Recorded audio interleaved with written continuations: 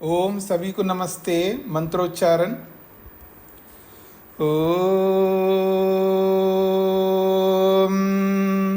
सहना भवतु सहनौ भुनक्तु सह वीर्यं करवावहै तेजस्विनावधीतमस्तु मा विद्विषावहै।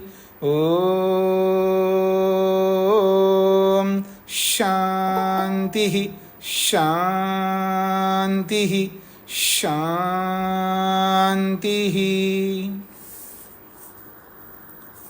सांख्य दर्शन की कक्षा संख्या 29 है। प्रथम अध्याय के 89 सूत्र तक हमने किया है। प्रसंग चल रहा है प्रमाण। प्रमाण मनुष्य के यथार्थ लक्ष्य को प्रस्तुत करने वाले होते हैं। यदि प्रमाण जीवन में ना हो तो जो लक्ष्य नहीं है, जो उद्देश्य नहीं है, उसी को उद्देश्य मान करके व्यक्ति चल रहा होता है। और प्रमाण जो है यथार्थ लक्ष्य को, उद्देश्य को सामने रखने वाले होते हैं। और सांख्य में 3 प्रकार के प्रमाण बताए। और पहले प्रमाण की परिभाषा की है यहाँ पर 89 सूत्र में, यत् संबद्ध सिद्धम तद आकारोल्लेखी विज्ञानम तत् प्रत्यक्षम। जिसके संबंध से जो ज्ञान होता है, जिसके संबंध से सिद्ध होता है, अर्थात जो ज्ञान होता है, वो ज्ञान वैसा ही आत्मा को वो कराने वाला होता है, उसको प्रत्यक्ष कहते हैं। तो ये संबंध सिद्धम को लेकर के जो बात कही है, जिसके संबंध से ज्ञान होता है, किसके संबंध से ज्ञान होता है ये तो बताया नहीं। जिसके संबंध से ज्ञान होता है ये तो कहा है, लेकिन जिसके वो किसके साथ जोड़ा है उसको, मतलब किस साधन के साथ जोड़ना चाहिए उसको, किस साधन से वो ज्ञान होता है, ये साधन को तो नहीं बताया आपने। तो परिभाषा अधूरी सी है, ऐसा प्रश्नकर्ता का प्रश्न है। और उसी का समाधान 90वें सूत्र में स्पष्ट किया जा रहा है। योगी नाम अबाह्य प्रत्यक्षत्वात् न दोषः। योगी नाम, योगियों को जो प्रत्यक्ष होता है वो अबाह्य प्रत्यक्ष होता है। अर्थात योगियों को जो प्रत्यक्ष होता है वो बाहर की ओर से नहीं होता है, अबाह्य होता है, अर्थात आंतरिक होता है।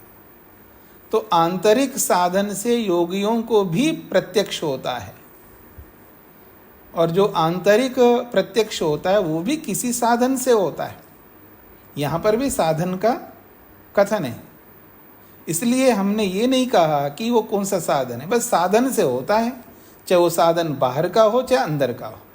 तो इस परिभाषा में दोनों साधनों का ग्रहण है, ये कहना चाहते हैं। तो इसलिए योगियों को अबाह्य प्रत्यक्ष होने से कोई दोष नहीं आता है।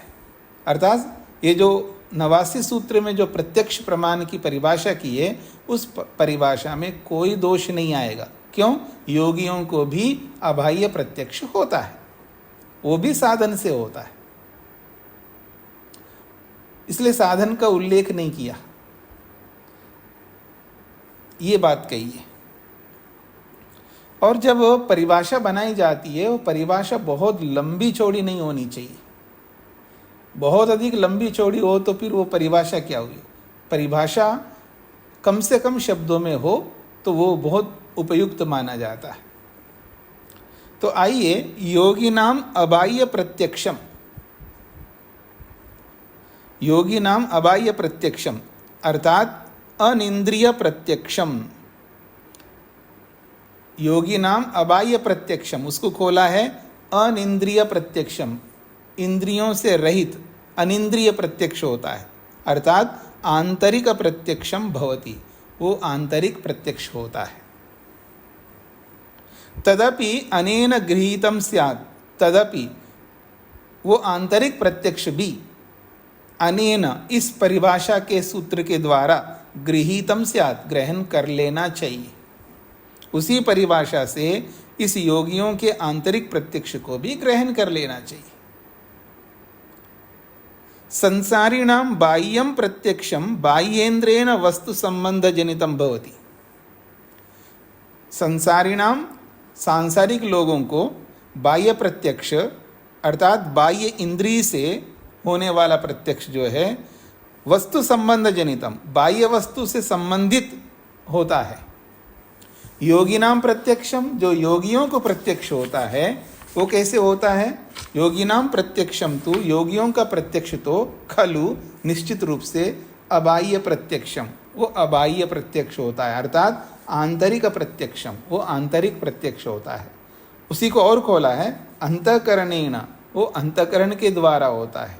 अंतःकरणेन अंतःकरण के द्वारा वस्तु संबंध सिद्धम वस्तु के साथ संबंध हो जाने पर वो सिद्ध होता है। अत्र अस्माकं प्रत्यक्ष लक्षणे यह संबद्ध सिद्धम यहाँ प्रत्यक्ष के लक्षण में जो बात कही है क्या? यह संबंध सिद्धम ये जो बात कही है इति इस बात को लेकर के जो कहा है संबंध सिद्धत्व लक्षणम संबंध के सिद्ध होने से जो परिभाषित किया है तो उभयेषाम वो दोनों के लिए लागू होती है वो परिभाषा।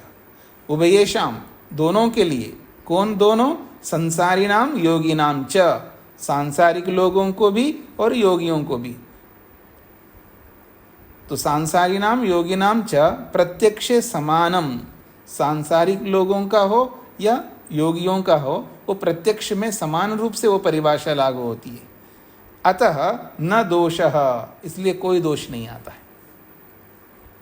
यतः क्योंकि योगिनाम अबाह्य प्रत्यक्षमपि गृहीतम स्यात् अनेन प्रत्यक्ष लक्षणेन इति सांख्यानां प्रत्यक्ष लक्षण परिभाषायाम इत्याशयः। यतः क्योंकि योगिनाम अबाह्य प्रत्यक्षमपि गृहीतम स्यात् इसी परिभाषा में योगियों के अबाह्य प्रत्यक्ष भी गृहीत हो जाना चाहिए प्रत्यक्ष लक्षणेन इसी प्रत्यक्ष लक्षण वाले सूत्र के द्वारा जिससे सांख्यानां प्रत्यक्ष लक्षण परिभाषायाम सांख्यों के प्रत्यक्ष लक्षण की परिभाषा में ये बात भी गृहीत हो जाए इसलिए ऐसी परिभाषा की है। जो सांख्य दर्शन को मानने वाले हो चाहे किसी और दर्शन को मानने वाले हो सभी सिद्धांत वाले हो इस एक परिभाषा में प्रत्यक्ष की पूर्ण परिभाषा हो जाती है ये कहना चाहते हैं। तो मुख्य बात है योगियों का अबाह्य प्रत्यक्ष भी उसी सूत्र से हो जाए इसलिए ऐसी परिभाषा की ये इस सूत्र में बात कही है। अब दूसरे भाष्यकारों ने क्या कहा है उसको लेकर के कह रहे हैं अनिरुद्ध वृत्तौ विज्ञान भिक्षु भाष्ये च अस्मात् पूर्वं प्रत्यक्ष लक्षणकं सूत्रम बाह्य प्रत्यक्ष लक्षणम अपरम ऐन्द्रिक प्रत्यक्ष लक्षणम अपरम व्याख्यातम। कहते हैं अनिरुद्ध वृत्तिकार ने और विज्ञान भिक्षु भाष्यकार ने अस्मात् पूर्वम प्रत्यक्ष लक्षणकम सूत्रम इस सूत्र से पहले वाला अर्थात 89 वाला जो सूत्र है उस सूत्र को बाह्य प्रत्यक्ष लक्षण परम वो केवल बाह्य प्रत्यक्ष लक्षण परक अर्थ किया है। ऐन्द्रिय का प्रत्यक्ष लक्षण परम व्याख्यातम इंद्रियों से होने वाला प्रत्यक्ष है ऐसी व्याख्या उन्होंने किया है। 89 सूत्र की जो व्याख्या अनिरुद्ध वृत्तिकार ने और विज्ञान भिक्षु ने केवल बाह्य इंद्रियों से होने वाला प्रत्यक्ष है ऐसा व्याख्या उन्होंने किया ऐसी व्याख्या की उन्होंने। और उन्होंने क्या किया है अतएव उक्तम ताभ्याम इसलिए उन्होंने दोनों ने ये कहा है बाह्य प्रत्यक्ष लक्षणम इदम लौकिकम ये जो 89 सूत्र है ये बाह्य प्रत्यक्ष लक्षण को बताने वाला है लौकिक प्रत्यक्ष को बताने वाला है। योग प्रत्यक्षम तो अबाह्यम अलौकिकम च और यौगिक प्रत्यक्ष जो है वो अबाह्य होता है अलौकिक होता है उसके लिए ये 90 सूत्र है 90वें सूत्र है इसमें योगियों का प्रत्यक्ष बताया है और 89 में अयोगियों का प्रत्यक्ष बताया है, ऐसा अनिरुद्ध वृत्तिकार ने बोला है। और विज्ञान भिक्षुकार भी इसी तरह कह रहे हैं, ऐन्द्रिय का प्रत्यक्षम एवं अत्र लक्ष्यम। इस 89 सूत्र में केवल बाह्य इंद्रियों से होने वाले प्रत्यक्ष को ही बताया गया है। योगिनश्च अबाह्य प्रत्यक्ष का, और योगी लोग तो अबाह्य प्रत्यक्ष वाले होते हैं, उनके लिए इस सूत्र में परिभाषा नहीं की है, ऐसा विज्ञान भिक्षु ने बोला है। इत्थम उभयत्रापि सूत्रम अन्यथा ही व्याख्यातम। इस प्रकार से दोनों भाष्यकारों ने उस सूत्र की व्याख्या बिल्कुल गलत की है, ऐसा ब्रह्ममुनि भाष्यकार कह रहे हैं। पूर्व सूत्रे न इंद्रिय शब्द उपात्ता, अब उसकी विवेचना कर रहे हैं जैसा उन्होंने व्याख्यान किया है, पर समस्या यहाँ पर यह है कि उस 89 सूत्र में इंद्रिय शब्द को तो लिया ही नहीं। वहाँ पर उस परिभाषा, पूरी परिभाषा सूत्र में देखिएगा, वहाँ पूर्व सूत्रे अर्थात 89 सूत्र में न इंद्रिय शब्द उपात्ता, इंद्रिय शब्द का ग्रहण ही नहीं किया उस सूत्र में। बाह्येन्द्रियेन व अंतःकरणेन व, वहाँ कोई बाह्येन्द्रिय का ग्रहण किया ना अंतःकरण इंद्रिय का ग्रहण किया है। संबंध सिद्धम प्रत्यक्षमिति, वहाँ संबंध से सिद्ध होने वाले प्रत्यक्ष को ही बताया, और वो है सामान्य लक्षणम, वो तो सामान्य लक्षण है। ये संबद्ध सिद्धम जो शब्द आया वहाँ पर, वो सामान्य लक्षण को कहता है, और सामान्य लक्षण में सभी लोग आते हैं। संबंध सिद्धम पदेन सूचितम, केवल यह संबंध सिद्धम इस पद से ही सूचित किया है। अतएव तत्र सूत्रोक्ते प्रत्यक्ष लक्षणे न दोषः, इसलिए हम कहना चाहते हैं उस 89 सूत्र के प्रत्यक्ष लक्षण में कोई दोष नहीं है। तत्र योगी प्रत्यक्षे अपि तद व्याप्ते अभीष्टत्वात्, वह सूत्र 89 सूत्र योगी के प्रत्यक्ष को भी ले लेता है, अर्थात योगी के प्रत्यक्ष भी उसी सूत्र से गृहीत होता है, क्योंकि वो सूत्र सभी प्रत्यक्षों के लिए व्याप्त है और वो ही अभीष्ट है, ऐसा भाष्यकार कहना चाहते हैं। हाँ जी, अभिप्राय आप लोगों को समझ में आ गया होगा। मुख्य अभिप्राय यही है कि सूत्र ऐसा बनाया है, परिभाषा ऐसी बनाई है जो कि व्यापक रूप से सब जगह लागू होती है। कभी भी परिभाषा ऐसी नहीं बनानी चाहिए जिससे कहीं लागू हो और कहीं लागू ना हो। तो इसको कहते हैं सभी जगह व्याप्त हो, इस तरह का परिभाषा यहाँ पर की है। इसलिए सूत्रकार ने कोई गलती नहीं की है, सूत्रकार ने सटीक किया है, भाष्यकार ने गलती की है, ऐसा ब्रह्ममुनि जी ने यहाँ पर कहा है। और इसी 90 सूत्र को और स्पष्ट करने के लिए 51वें सूत्र है। पुनश्च और एक बात कहना चाहते हैं, लीन वस्तु लब्धातिशय संबंधाद व अदोषः, लीन वस्तु लब्धातिशय संबंधात व अदोषः। लीन वस्तु का अर्थ होता है सूक्ष्म वस्तु। वा शब्द अथवा के लिया है, अथवा लीन वस्तु लब्धातिशय संबंधात अदोषः। लीनानाम सूक्ष्मानाम अतीन्द्रियानाम वस्तूनाम, लीन का अर्थ कर रहे हैं जो सूक्ष्म हैं अर्थात अतीन्द्रिय है। तो अतीन्द्रिय सूक्ष्म वस्तुओं का लब्ध अतिशय विशेष रूप से उनका प्रत्यक्ष होता है। अप्रतिबद्ध, जो प्रतिबद्ध नहीं, अप्रतिबद्ध है अर्थात निरंतर आत्मीकृत संबंध, जो निरंतर आत्मीकृत संबंध है, बहुत निकट का संबंध है, ऐसे संबंध से उनका प्रत्यक्ष होता है। किनको? योगी नाम, वो योगियों को होता है। यथा उक्तम योग दर्शने, जैसा कि योग दर्शन में भी ऐसा ही कहा है। क्या? परमाणु परम महत्वांतो अस्य वशीकारः, ये योग दर्शन का सूत्र है, पहले पाद का 40वां सूत्र है। अस्य, इस योगी को, योगी का विशेषण है अस्य, इस योगी को वशीकारः, वशीकार संज्ञा प्राप्त होती है।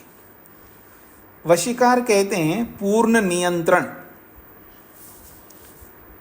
मन को लेकर के बात कही जा रही है। अस्य वशीकारा, इस योगी का मन पर जो वशीकार है, पूर्ण नियंत्रण है, वो कैसा होता है? परमाणु परम महत्वांतः, परमाणु से लेकर के सूक्ष्म से सूक्ष्म तत्व से लेकर के परम महत्वांतः, स्थूल से स्थूल पदार्थ तक एकाग्र होने में सक्षम होता है योगी का मन। योगी का मन सूक्ष्म से सूक्ष्म पदार्थ में और स्थूल से स्थूल पदार्थ में भी एकाग्र होता है। ऐसी वशीकार संज्ञा, ऐसा वशीकार, ऐसा पूर्ण नियंत्रण उसको प्राप्त होता है। मनोनियंत्रण को वशीकार कहते हैं। इति हेतु, इस कारण से उक्त प्रत्यक्ष लक्षणे अदोषः न दोषो अस्ति। इसलिए उन 89 सूत्र में जो प्रत्यक्ष की परिभाषा की है, उस प्रत्यक्ष की परिभाषा में अदोषः अर्थात कोई दोष नहीं है। पूर्व सूत्रे अंतःकरण संबंध सिद्धत्वात् दोष परिहारः, अत्र सूत्रे निरंतर आत्म संबंध सिद्धत्वात् दोष निराकरणमिति विशेषः। तो 90वें सूत्र में और 91वें सूत्र में क्या अंतर है जी? दोनों ही उसी बात को कह रहे हैं। तो दोनों ही इसी बात को कह रहे हैं, तो फिर एक अतिरिक्त सूत्र बनाने की कोई आवश्यकता नहीं है। तो उस को लेकर के यहाँ बताया जा रहा है। पूर्व सूत्र अर्थात 90वें सूत्र में अंतःकरण संबंध सिद्धत्वात्, अंतःकरण के संबंध से प्रत्यक्ष को लेकर के बोला है। अंतःकरण को मुख्य बना करके बात कही है। अंतःकरण के कारण से आत्मा परमात्मा का प्रत्यक्ष होता है, इस दोष को का परिहार किया है। और अत्र सूत्रे, इस 91वें सूत्र में निरंतर आत्म संबंध सिद्धत्वात्, आत्मा को मुख्य बना करके, आत्म संबंध को ध्यान में रख करके दोष का निराकरण किया है। यानी जो दोष हो सकता है, वो दोष किस किस तरह हो सकता है? एक अंतःकरण को लेकर के, एक जीवात्मा को लेकर के। तो 90वें सूत्र में अंतःकरण को मुख्य बना करके बात कही गई है, और इस 91वें सूत्र में आत्मा को ध्यान में रख करके बात कही गई है। दोनों बात एक ही है, लेकिन कहने के प्रकार अलग अलग है। ये बात कहना चाह रहे हैं यहाँ पर।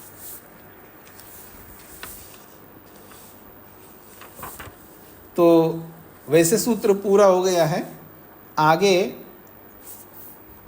जो 2 पेजों में, जो बल्कि 3 पेज हैं, 3 पेजों में ये सब खंडन है।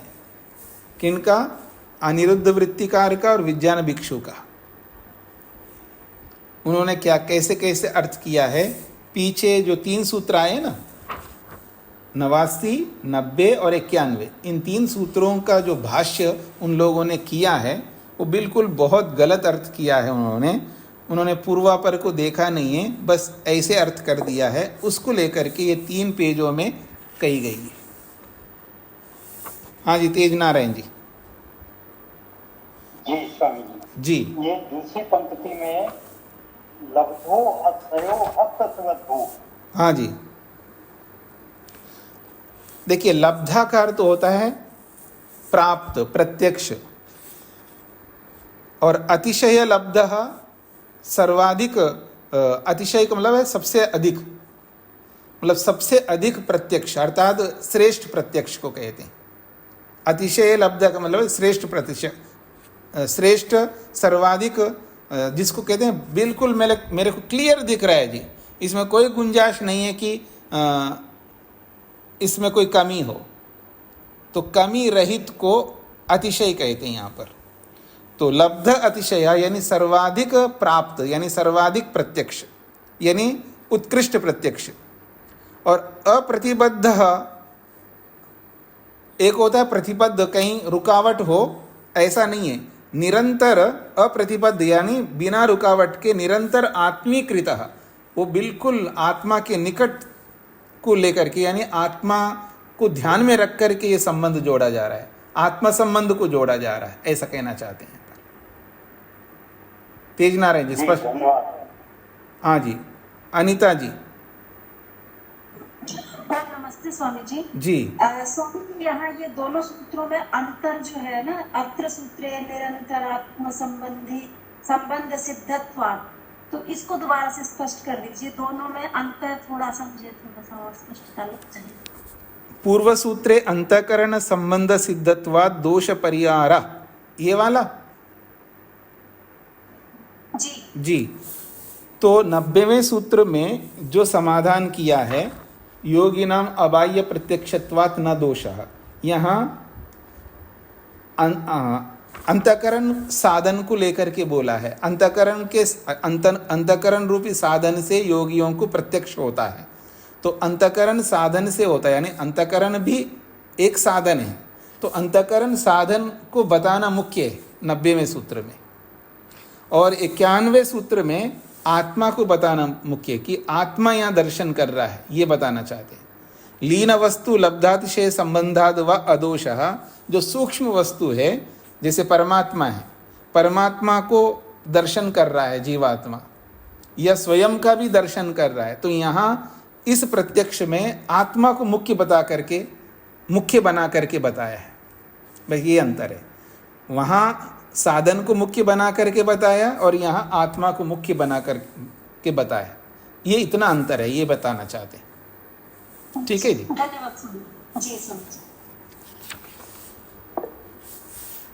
हाँ जी, राजेश्वर जी। जी नमस्ते जी, इसमें कौन से शब्द से ज्ञात होता है कि आत्मा शब्द को ली गई है व इंगित की जा रही है? नहीं लेना पड़ता नहीं, यहाँ ऐसे सूत्र में कहीं नहीं बताया कि यहाँ आत्मा को लिया है और वहाँ अंतकरण को लिया है। इसका अभिप्राय से लिया जा रहा है, मतलब उसका जो सार अभिप्राय है, भाई एक ही बात को दोनों सूत्र बोल रहे हैं। जब एक ही बात को दोनों बोल रहे हैं तो एक सूत्र से बात समझ में आ रहे है तो दो सूत्र क्यों, ये एक प्रश्न है। उस प्रश्न का समाधान भाष्यकार कर रहे हैं कि अब दोनों सूत्र बोला है तो सूत्रकार ऋषि है, गलत तो नहीं बोलेंगे। तो अब उसको अपने शब्दों में स्पष्ट कर रहे हैं कि 90वें सूत्र में अंतकरण को प्रधान बना करके बात कही गई है और 91वें सूत्र में आत्मा को प्रधान बना करके बताई गई है। ये अंतर कर दिया भाष्यकार ने जी। जो योग दर्शन में जो कहा गया है परमाणु, वो क्या है? वो योग दर्शन में ये है कि मन को एकाग्र करने का वहाँ प्रकरण चला है। मन को कैसे एकाग्र किया जाता है, तो मन की परिक्रमा बताई गई। मन कैसे कैसे एकाग्र हो सकता है, किन किन उपायों से एकाग्र हो सकता है। तो सारे उपाय बताए हैं कि मन को एकाग्र करने के उपाय। मन ऐसा भी मन को एकाग्र कर सकते हैं, इस कारण से भी मन को एकाग्र कर सकते हैं। ऐसे बहुत सारे कारण बताए मन को एकाग्र करने के, और वो पूरे कारणों को बताने के बाद में ये बात कहिए, इन सब कारणों में से कोई भी कारण लगा करके एकाग्र करते रहो, और एकाग्र करते करते एक ऐसी क्षमता, माइक बंद करके रखिएगा, उन सारे उपायों को अपना करके मन को एकाग्र करना है। तो उन सारे उपायों को अपना करके करना है, उनमें से कोई एक भी कर सकते, जिससे भी मन एकाग्र हो सकता है, उस उपाय को अपना करके मन को एकाग्र करते करते करते एक स्थिति ऐसी बन जाती है कि अब वो इतना कुशल हो जाता है मन को एकाग्र करने में। अब वो व्यक्ति एक्सपर्ट हो जाता है मन को एकाग्र करने में। अब उस कुशलता से वो कहाँ मन को एकाग्र कर सकता है, उस बात को इस सूत्र में बोला है। वो सूक्ष्म से सूक्ष्म पदार्थ में और बड़े से बड़े पदार्थ में भी एकाग्र करने में सक्षम होता है, ऐसी बात इस सूत्र में कही। ठीक है जी, धन्यवाद। हाँ जी, अमित जी। जी स्वामी जी, सादर नमस्ते जी महर्षि कपिल तो महर्षि हैं जी, और ये जो दोनों भाष्यकार हमारे अनिरुद्ध जी और विज्ञान भिक्षु जी, ये तो महर्षि नहीं है जी तो इनके जो भाष्य हैं, ये जो संशय उत्पन्न कर रहे हैं जी, तो अपनी तरफ से कर रहे हैं। बाकी जो महर्षि कपिल का जो कहने का अर्थ है, भाष्य जो भाव है जी वो तो अपनी जगह ठीक है स्वामी जी। जी। ये तो केवल भाष्यकार ने भाष्यकारों का दोष दिखाया है, यहाँ सूत्रकार का कोई दोष नहीं बताया जा रहा है। भाष्यकारों ने ऐसा गलत अर्थ किया, ऐसा ये कह रहे हैं। आप लोग भी जब एक ही काम को 2 4 5 लोग मिलकर के कर रहे होते हैं, यानी एक ही काम को अनेक लोग कर रहे होते हैं, तो आप में से भी कोई देखो उन्होंने ऐसा किया, मैंने ऐसा नहीं किया, उनसे बढ़िया किया है, ऐसा बोलते हैं ना आप लोग। और वही यहाँ पर ये भाष्यकार बोल रहे हैं, बस इतनी सी बात है। एक ही काम को अलग अलग लोगों ने किया है। सांख्य दर्शन के सूत्रों का भाष्य बहुत सारे विद्वानों ने किया है। अब किया है तो जब आपने किया किसी काम को, उसी काम को मैं भी कर रहा हूँ, फिर तीसरा भी आकर के कर रहा है, तो क्या विशेषता है? उन्होंने तो कर ही लिया, आप क्यों कर रहे हो? तो आप जो कर रहे हो तो पहले जिन लोगों ने किया उनमें कोई ना कोई तो कमी दिखाओगे ना, कमी दिखा करके और अपने वाले को श्रेष्ठ बताओगे। ऐसा ही है भाष्यकार बता रहे। तो अपनी कमी, अपनी समझ के अनुसार थोड़ी कमी ऊपर नीचे थोड़ा हो जाता है, ऐसा नहीं, आप नहीं पकड़ रहे हैं। ऊपर नीचे हो जाता ये नहीं कहना चाह रहे हैं, वो ये कहना चाह रहे हैं पहले इन लोगों ने जो भाष्य किया है और कुछ जगहों पर उन्होंने गलत भाष्य किया है, उनसे अच्छा भाष्य मैं कर रहा हूं, ये बताना चाह रहे हैं। स्पष्ट हो गया जी? सरिता जी। स्वामी जी नमस्ते जी। ये अतिशय और निरतिशय जी। ये दो शब्द, तो निरतिशय जो होता है वो अद्वितीय होता है, मतलब उसके समान कोई दूसरा नहीं है जी। ये ठीक है? हाँ, और अतिशय भी दोनों का एक ही अर्थ इस तरह है, के दोनों का अर्थ एक ही है, बस उपसर्ग अलग अलग है। अति उपसर्ग अलग है और निरति अलग उपसर्ग है, लेकिन दोनों का अर्थ सेम है। अतिशय कहो या निरतिशय कहो, एक ही बात है जी। तो मैं आगे बढ़ूं जी।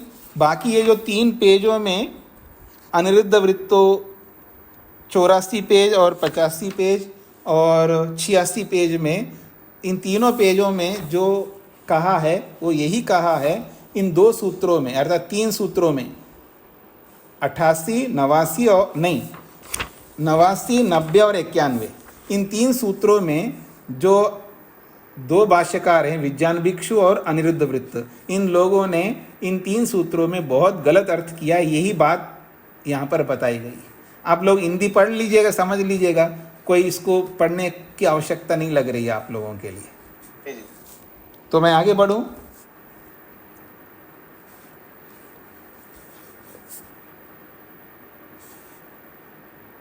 अब अबाह्य प्रत्यक्ष योगियों को होता है जी, अर्थात आंतरिक प्रत्यक्ष योगियों को होता है।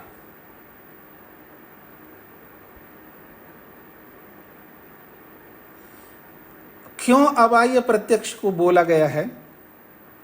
मतलब आंतरिक प्रत्यक्ष भी अलग होता है। इंद्रियों से जो प्रत्यक्ष होता है उसी से काम चल सकता है, लेकिन आंतरिक प्रत्यक्ष एक अलग प्रकार का होता है, वो भी होता है। ऐसा क्यों बताया जा रहा है? अगर ये नहीं बताएंगे, आंतरिक प्रत्यक्ष भी होता है, अगर ये नहीं बताएंगे तो एक समस्या आएगी, ईश्वर की सिद्धि नहीं हो पाएगी। क्योंकि बाह्य इंद्रियों से ईश्वर का प्रत्यक्ष तो होता ही नहीं है। समझने का प्रयत्न करिए सभी लोग। बाह्य इंद्रियों से जो भी प्रत्यक्ष हमें होता है, उस प्रत्यक्ष में ईश्वर तो आता नहीं है। अगर उसी को प्रत्यक्ष मानेंगे और आंतरिक प्रत्यक्ष को नहीं मानेंगे तो ईश्वर की सिद्धि नहीं हो पाएगी।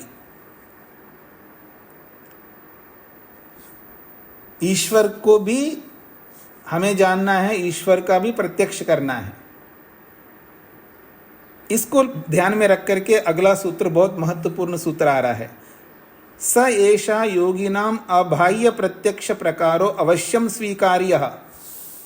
स एषा योगिनाम अबाह्य प्रत्यक्ष प्रकार, वह यह योगियों को होने वाला जो अबाह्य प्रत्यक्ष है, आंतरिक प्रत्यक्ष है, उस आंतरिक प्रत्यक्ष के प्रकार को अवश्यम स्वीकार्य, अवश्य ही स्वीकार करना चाहिए। अगर नहीं करोगे तो बहुत मुश्किल हो जाएगा। यतः बाह्य प्रत्यक्षेन, यदि उसको स्वीकार नहीं करोगे तो बाह्य प्रत्यक्ष के द्वारा ईश्वर असिद्धे, ईश्वर की सिद्धि नहीं होती है। यदि आंतरिक प्रत्यक्ष को मानोगे नहीं तो उससे एक बहुत बड़ा दोष आएगा, ईश्वर की सिद्धि नहीं हो पाएगी। ईश्वर असिद्धे, ईश्वर की असिद्धि होती है। कहते हैं ईश्वरस्य असिद्धि दोष प्रसंगात, ईश्वर की असिद्धि का दोष आ जाने से, ईश्वरस्य सिद्धि ही बाह्य प्रत्यक्षेण इंद्रिय प्रत्यक्षेण न भवति। ईश्वरस्य सिद्धि, ईश्वर की सिद्धि बाह्य प्रत्यक्षेण ऐन्द्रियक प्रत्यक्षेण, बाह्य प्रत्यक्ष अर्थात इंद्रियों से होने वाले प्रत्यक्ष से न भवति, नहीं होती है। नहीं बाह्य प्रत्यक्षस्य विषय ईश्वर, ईश्वर जो है बाह्य प्रत्यक्ष का विषय ही नहीं है। श्रुतिश्च वदति, और श्रुति भी ये कहती है ईश्वरस्य प्रत्यक्षत्वम, ईश्वर का प्रत्यक्ष होता है ऐसा श्रुति भी कहती है। जब ईश्वर का प्रत्यक्ष होता है श्रुति कहती है, और इस परिभाषा में तो ईश्वर आता नहीं है, क्योंकि बाह्य इंद्रियों से तो ईश्वर की सिद्धि हो नहीं सकती। त्वमेव प्रत्यक्षम ब्रह्मासि त्वामेव प्रत्यक्षम ब्रह्म वदिष्यामि, ये तैत्तिरीय उपनिषद का बहुत प्रसिद्ध प्रमाण है। त्वमेव प्रत्यक्षम ब्रह्मासि, ये परमेश्वर आप प्रत्यक्ष हो, आप मेरे को प्रत्यक्ष हो रहे हो। त्वामेव प्रत्यक्षम ब्रह्म वदिष्यामि, मैं आपको ही प्रत्यक्ष ब्रह्म कहता हूँ, क्योंकि आप मेरे को प्रत्यक्ष हो रहे हो, मैं आपको प्रत्यक्ष होने वाले ब्रह्म हो ऐसा कहता हूँ। ये तैत्तिरीय उपनिषद कह रहा है। एवं योगिनाम अबाह्य प्रत्यक्षम अपेक्षते, इसलिए योगियों का अबाह्य प्रत्यक्ष की अपेक्षा यहाँ पर है इस परिभाषा में। अतएव सांख्ये प्रत्यक्ष लक्षणम सामान्यम यद योगिनाम प्रत्यक्षे अपि घटते। अतएव, इसलिए सांख्ये, इस सांख्य शास्त्र में प्रत्यक्ष लक्षणम सामान्यम, प्रत्यक्ष लक्षण जो है वो सामान्य रूप से किया है, जिससे योगिनाम प्रत्यक्षे अपि घटते, योगियों का प्रत्यक्ष भी उस सामान्य लक्षण में घटित होता है। योगिनाम अबाह्य प्रत्यक्षेन भविष्यति ही ईश्वर सिद्धि, योगियों का अबाह्य प्रत्यक्ष से ही ईश्वर की सिद्धि हो जाएगी, ये बात कही जा रही है। तो ईश्वर असिद्धे, ईश्वर की सिद्धि नहीं होती है यदि केवल बाह्य इंद्रियों का ही प्रत्यक्ष मानेंगे। तो ये पूर्व पक्ष के रूप में प्रस्तुत किया इस सूत्र को। अगर अबाह्य प्रत्यक्ष को नहीं मानोगे तो ईश्वर की सिद्धि नहीं होती है, ये बात कही जा रही है। और इस सूत्र की व्याख्या बहुत सारे लोगों ने गलत की है। उन्होंने क्या किया है, सांख्य दर्शनकार महर्षि कपिल ईश्वर को नहीं मानते। ईश्वर असिद्धे, ईश्वर की कोई सिद्धि नहीं होती है, अर्थात ईश्वर नहीं होता, ऐसा अर्थ कर दिया इस सूत्र का अर्थ। समझने का प्रयत्न करिएगा। अगर इस प्रसंग को नहीं लाओगे, कौन से प्रसंग को, जो प्रत्यक्ष लक्षण की परिभाषा 89 सूत्र में कही है और जो 90वें सूत्र में कही है, जो 91वें सूत्र में जो बात कही है, उस प्रसंग को हटा करके केवल इस सूत्र को देखो, इसका अर्थ होगा ईश्वर की असिद्धि होती है, अर्थात ईश्वर नामक कोई वस्तु दुनिया में नहीं है। ऐसा ही अर्थ लोगों ने किया है, बहुत सारे भाष्यकारों ने, क्योंकि पूर्वापर प्रसंग को नहीं देखा है। अगर पूर्व प्रसंग को देखेंगे तो उसके साथ जोड़ोगे तो ये स्पष्ट होता है, यदि प्रत्यक्ष लक्षण की परिभाषा में केवल ऐन्द्रियक प्रत्यक्ष स्वीकार करोगे तो ईश्वर की सिद्धि नहीं होगी। इसलिए आपको आंतरिक प्रत्यक्ष को भी स्वीकार करना होगा। इसलिए योगिनाम अबाह्य प्रत्यक्षत्वात् न दोष कहा है, लीन वस्तु लब्धातिशय योगात् कहा है। तो उन सब सूत्रों को नज़र में रखते हुए, अर्थात दृष्टि में रखते हुए इस सूत्र को देखोगे तो कोई भ्रांति नहीं होगी। अगर उन सूत्रों को ध्यान में ना रख करके केवल इस सूत्र को देखोगे तो ईश्वर असिद्धे, ईश्वर की असिद्धि होती है, अर्थात ईश्वर नामक कोई वस्तु नहीं है, ईश्वर होता ही नहीं है, ऐसा इनका अर्थ लोग करते हैं। अब आप लोगों को स्पष्ट हो गए जी? आगे बढ़ूं?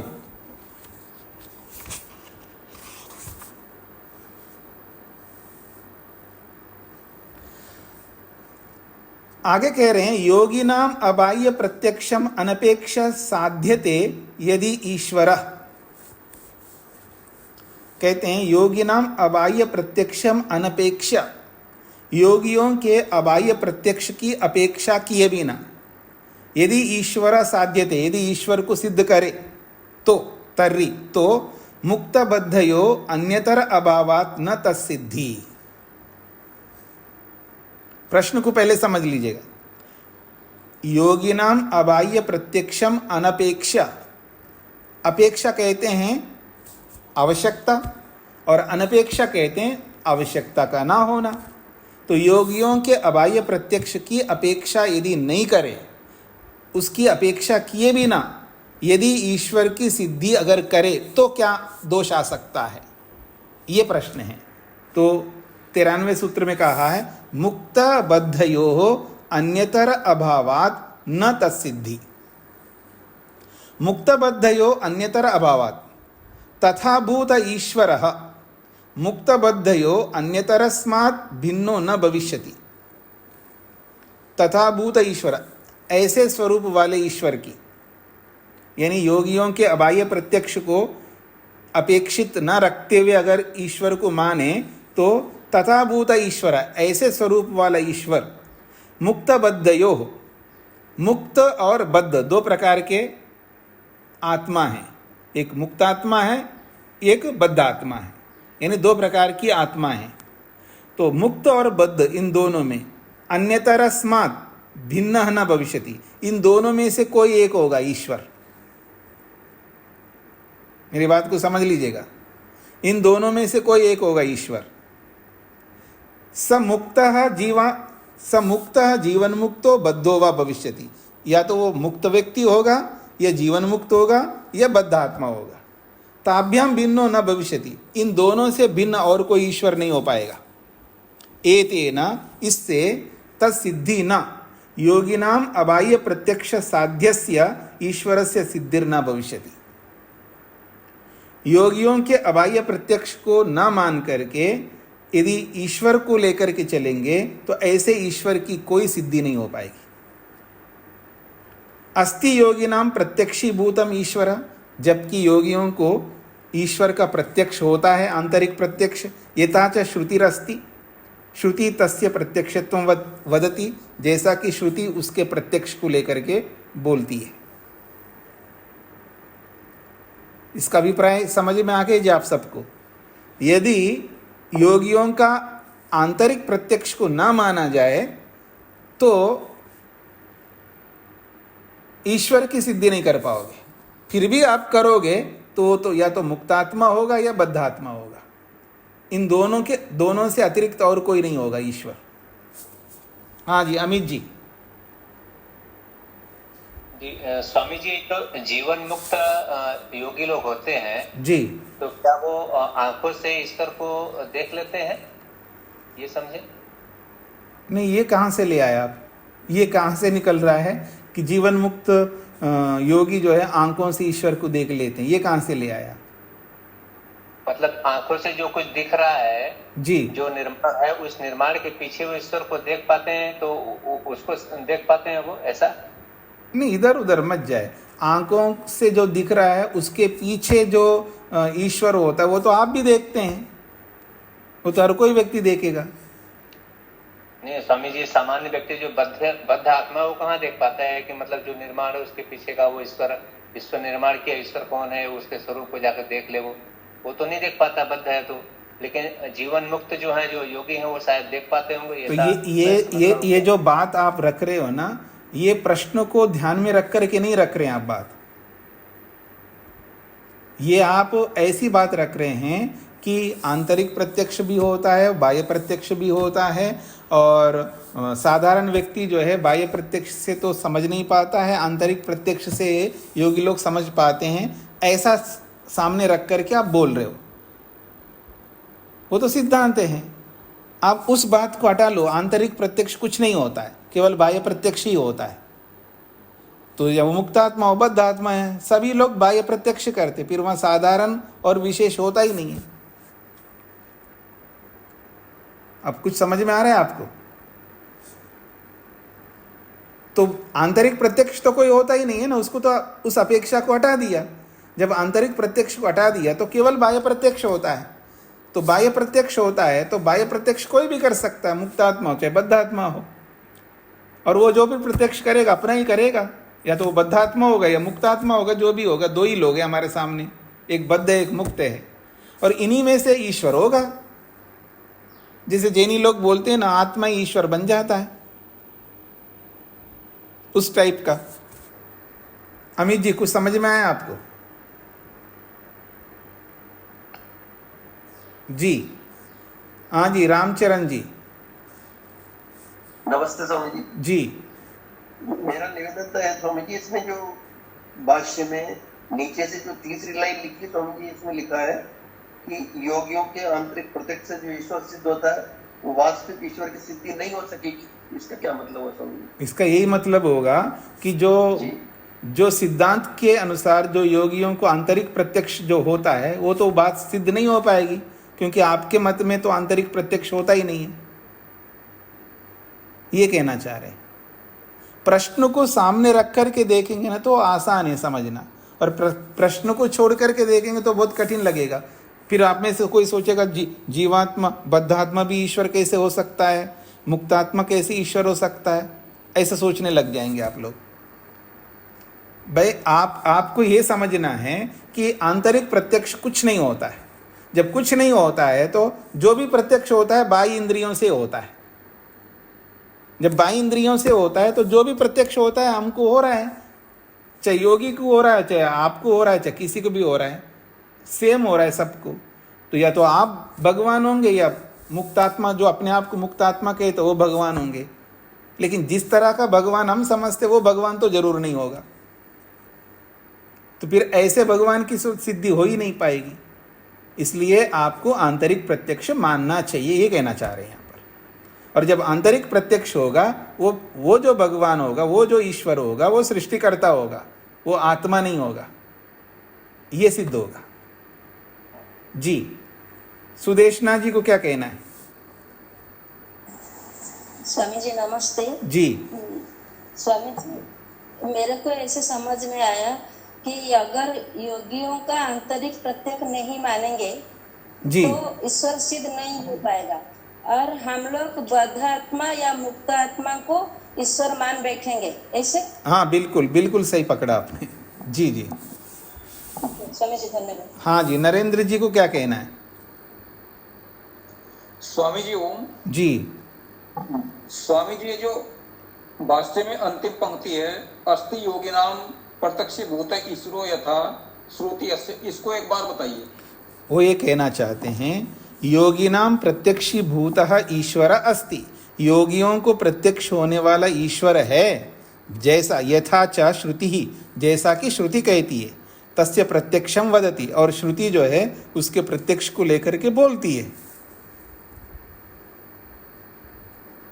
आगे समझ में? जी धन्यवाद। जी अब मैं आगे बढ़ रहा हूं जी। तत्र च उभयथा अपि असत्करत्वम। हाँ जी मोहन, ठीक है। उभयथा अपि असत्करत्वम, मोहनलाल जी को क्या कहना है?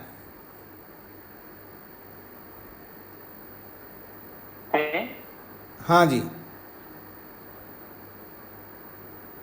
बोलिए।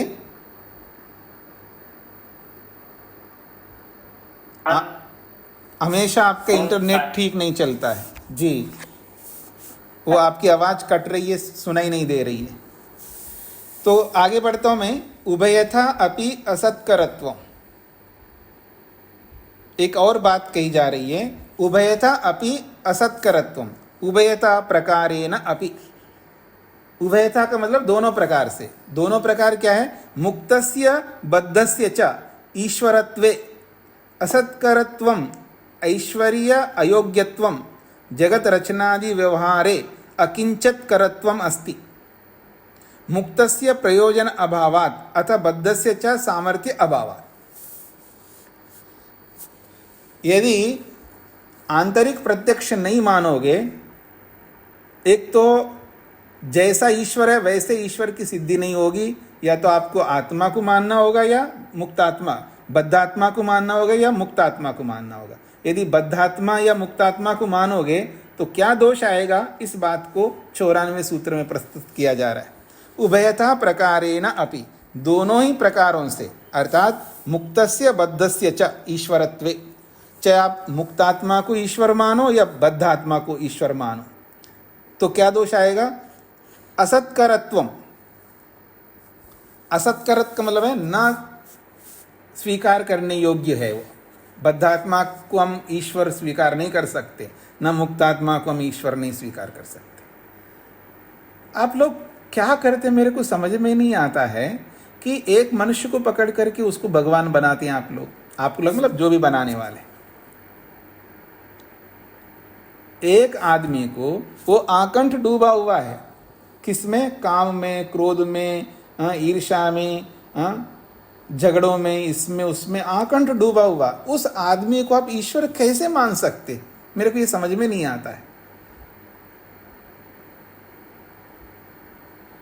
जो जो भगवान बैठे हैं ना, उनके निकट जाकर के देखिएगा, उनमें काम मिलेगा, क्रोध मिलेगा, ईर्ष्या मिलेगी, अहंकार मिलेगा, लड़ाई मिलेगी, झगड़े मिलेंगे, संपत्तियों को लेकर के, आश्रमों को लेकर के, मठों को लेकर के, पता नहीं किस किस को लेकर उनमें उलझे हुए हैं। आपसे ज़्यादा स्ट्रेस में रहते हैं, टेंशन में रहते हैं, भय में रहते हैं, और ऐसे आदमी को भगवान कैसे मान सकते हैं? थोड़ा सोचिए आप लोग का मतलब जो ऐसे मानते हैं उन लोगों के लिए बोल रहा हूं मैं जी। तो कह रहे हैं चाहे मुक्तात्मा हो चाहे बद्धात्मा हो, इनको ईश्वर मानने में असत्करत्वम, असत्करत्व का मतलब है वो सत्कार के योग्य नहीं है, वो ईश्वर कहने के योग्य नहीं है। फिर कह रहे हैं ऐश्वर्य अयोग्यत्वम, उनमें ऐसा ऐश्वर्य ही नहीं है। कैसे ऐश्वर्य? जगत रचनादि व्यवहारे अकिंचत करत्वम अस्ति, उनके अंदर ऐसा कोई ऐश्वर्य है कि जो जगत की रचना कर सके, संसार को बना सके, संसार का पालन कर सके। इसलिए अकिंचित करत्वम, बस तुच्छ है, ऐसा मानना तो तुच्छ बात है। अकिंचित करत्वम का मतलब तुच्छ बात है ऐसा मानना। मुक्तस्य प्रयोजन अभावात्, और मुक्त का तो कोई प्रयोजन नहीं है। मुक्तात्मा जगत की रचना करे उसका कोई प्रयोजन नहीं है, वो बड़े जंजाल से बाहर निकलता है। मुक्तात्मा का मतलब ये होता है। हाँ जी, आप जो मकान बनाते हो, बहुत मेहनत करते हैं आप लोग, कोई मकान बनाने में, नौकरी पाने में, कोई पैसे 99 के चक्कर में कितना परेशान होना पड़ता है आप लोगों को। इन सारे झंझटों से ऊपर निकल करके मुक्त हो गया, सारी जिम्मेदारियों से वो मुक्त हो गया, और सारी जिम्मेदारियों से मुक्त होकर के फिर उनको बनाने के लिए लग जाए। इसलिए मुक्तात्मा का कोई प्रयोजन नहीं है ऐसा बनाने का। और बद्ध से च असामर्थ्य अभावात्, सामर्थ्य अभावात्, और बद्धात्मा के पास तो वैसे सामर्थ्य नहीं होता कुछ भी। मुक्तात्मा का तो कोई प्रयोजन नहीं है संसार को बनाने का। जिस संसार से वो बाहर निकलना था, उसको मुक्त होना था, उससे मुक्त होकर के वापस संसार क्यों बनाएगा? उसका तो कोई प्रयोजन नहीं है। और रही बात बद्धात्मा की, बद्धात्मा के पास तो कोई सामर्थ्य ही नहीं होता है जगत को बनाने का। इसलिए उभयथा अपि असत्करत्वम, दोनों प्रकार से, चाहे बद्ध को ईश्वर मानो या मुक्त को ईश्वर मानो, ये सत्कार के योग्य नहीं है। ये बात कही गई।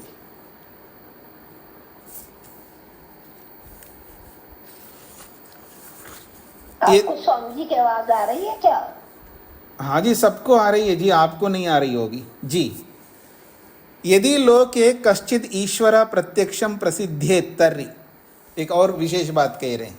यदि लोके कश्चित ईश्वर प्रत्यक्षम प्रसिद्धेत, यदि लोक में कोई आदमी, मनुष्य ईश्वर के रूप में प्रत्यक्ष प्रसिद्धि को प्राप्त कर ले, तर्हि, तब तो मुक्तात्मना प्रशंसा उपासा सिद्धस्य वा, मुक्तात्मना प्रशंसोपासा सिद्धस्य वा, मुक्तात्मना जीवन मुक्तस्य चरम देहस्य, जो जीवन मुक्त व्यक्ति होता है, चरम देह व्यक्ति होता है।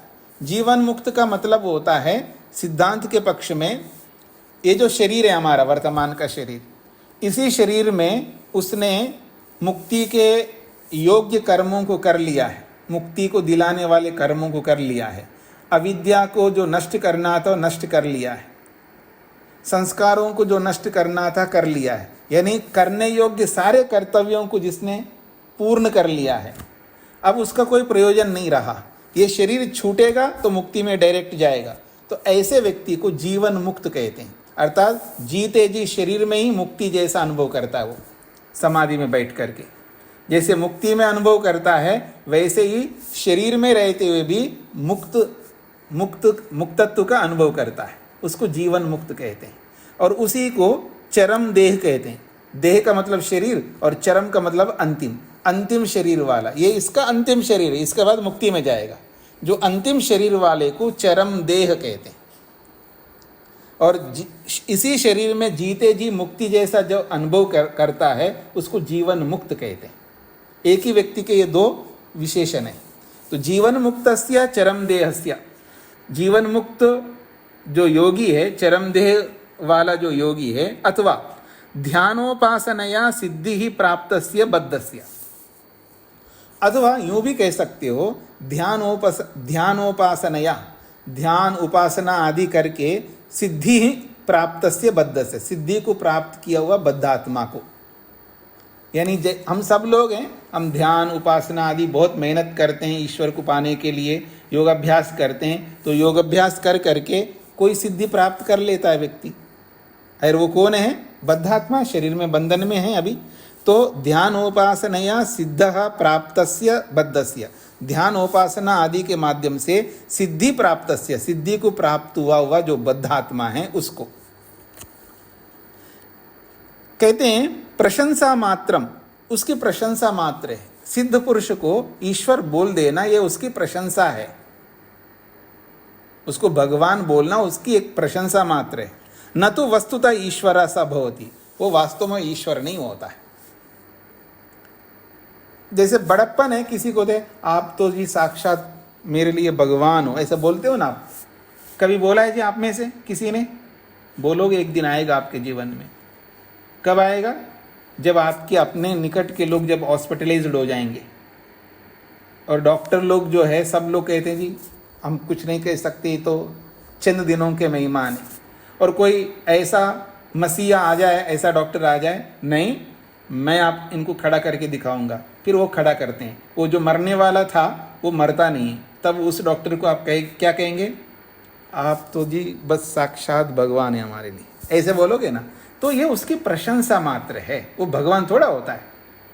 केवल उसकी प्रशंसा आप कर रहे हैं, उसके अच्छाई के कारण से, उसके नेक कर्म के कारण से, उसके पुरुषार्थ के कारण से उसको आप भगवान कहते हैं। यही बात यहाँ पर कहा जा रहा है।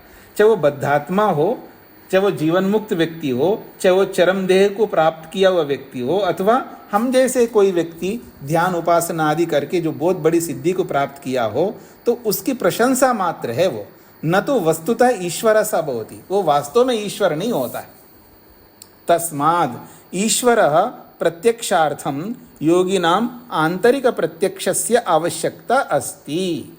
इसलिए हम कहना चाहते हैं तस्मात्, इसीलिए ईश्वर प्रत्यक्षार्थम, ईश्वर के प्रत्यक्ष के लिए योगिनाम आंतरिक प्रत्यक्षस्य आवश्यकता अस्ति, योगियों को होने वाला आंतरिक प्रत्यक्ष की आवश्यकता यहाँ पर है। अस्ति इति हेतु, इसी कारण से अत्र योगिनाम अयोगिनाम उभयेषां प्रत्यक्षस्य सामान्य लक्षणम कृतम। इसीलिए इस 89 सूत्र में योगियों को होने वाले प्रत्यक्ष को या अयोगियों को होने वाले प्रत्यक्ष को लेकर के सामान्यम लक्षणम कृतम, एक सामान्य परिभाषा की है, जिससे उस सामान्य परिभाषा में सारे प्रत्यक्ष आ सके। अतः न अत्र प्रत्यक्ष लक्षणे दोषः, इसलिए इस प्रत्यक्ष लक्षण वाले 89 सूत्र में कोई दोष नहीं, ये बात कही। स्पष्ट हो रहा है जी आप सबको? किसी कुछ पूछना हो तो आप पूछ सकते हैं जी। हाँ जी, तेज नारायण जी। जी सूत्र में उपासना सिद्ध, हाँ जी, शब्दों को अलग अलग करके इसका, हाँ जी, कहते हैं मुक्तात्मनः प्रशंसा उपासा सिद्धस्य वा, ऐसा है।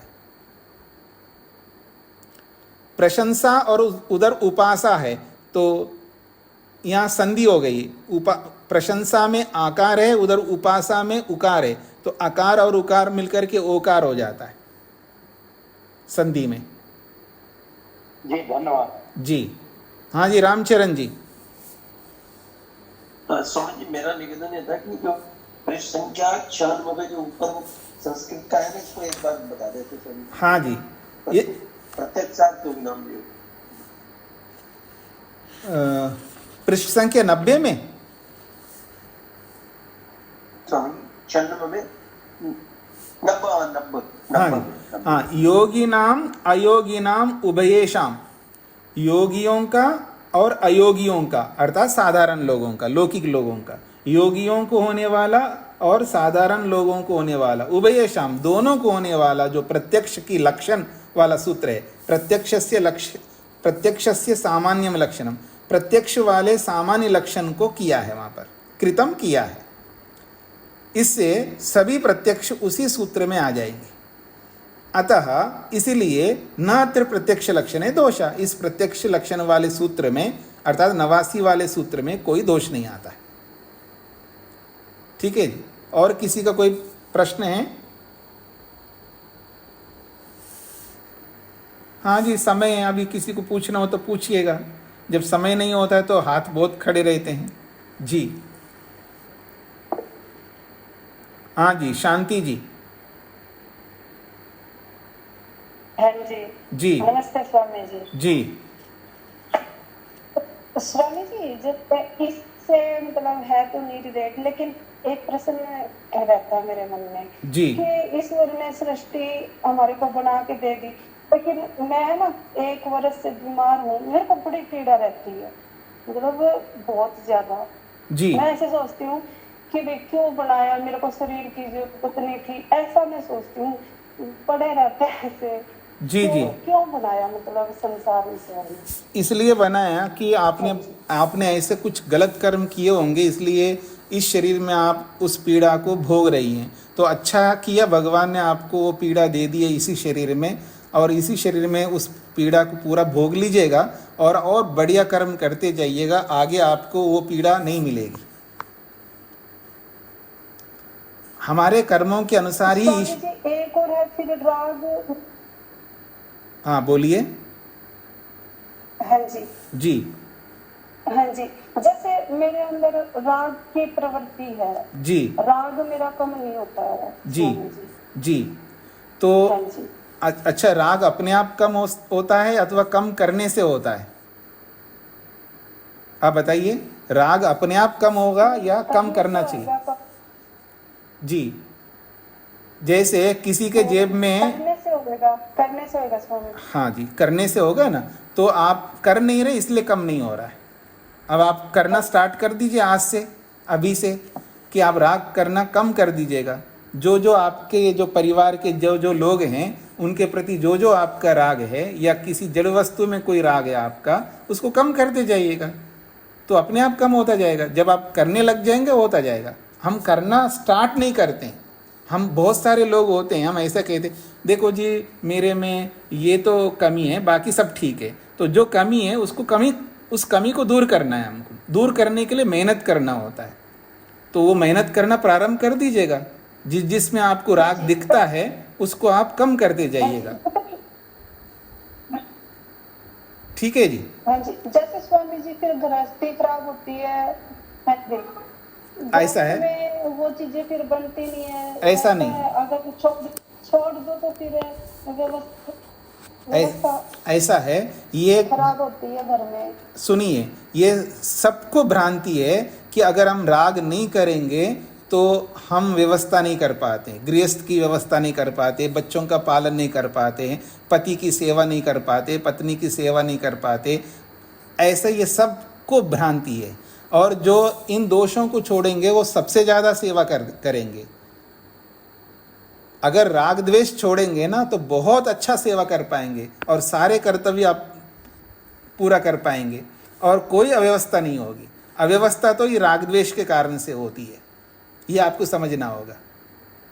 धीरे धीरे आपके सामने आ जाएगी। मैं कभी ना कभी बताऊंगा आपके इस पाठ के समय में कि व्यवस्था होती है या अव्यवस्था होती है, अपने आप आपको समझ में आता जाएगा। ठीक है जी। हाँ जी, शकुंतला जी। ठीक है चल स्वामी जी, धन्यवाद। हाँ, नमस्ते स्वामी जी। जी ये जो दूसरी पंक्ति काउंस में लिखा है जी। जैन तीर्थंकर, इस पंक्ति का जरा। हाँ जी, हाँ जी। अच्छा, ये मैंने इसको छोड़ दिया होगा। यथा अद्यत्वे जैन तीर्थंकर नामना पौराणिका अवतारा नामना प्रसिद्धस्य ब्रह्ममुनि। ब्रह्ममुनि ऐसा कर रहे हैं, यथा जैसे कि अद्यत्वे आजकल जैन तीर्थंकर लोग होते हैं ना, उनको भगवान मानते हैं। जैनी लोग तीर्थंकरों को भगवान मानते हैं, और पौराणिक जगत में पौराणिक लोग जो है ना, किसी आदमी को ही भगवान मान लेते हैं। किसी बड़े बड़े संत होता है ना, उसको भगवान मान लेते, भगवान का अवतार मानते हैं, और वो स्वयं भी कहता मैं भगवान हूँ, मैं ईश्वर हूँ, ऐसा बोलते हैं। तो जैसे ये लोग मानते हैं, ऐसा जो भी मान रहे हैं ये केवल उनकी प्रशंसा मात्र है, वो वास्तव में ईश्वर नहीं बन सकते, ये कहना चाह रहे हैं जी। यहाँ ब्रह्ममुनि अर्थात ब्रह्ममुनि जी का कह रहे हैं, ऐसा होगा? हाँ, मतलब हाँ, ब्रह्ममुनि का मतलब मैं ऐसा कह रहा हूँ कि जैसे आजकल ये लोग मानते हैं जी। धन्यवाद जी जी। ओम शांति शांति शांति।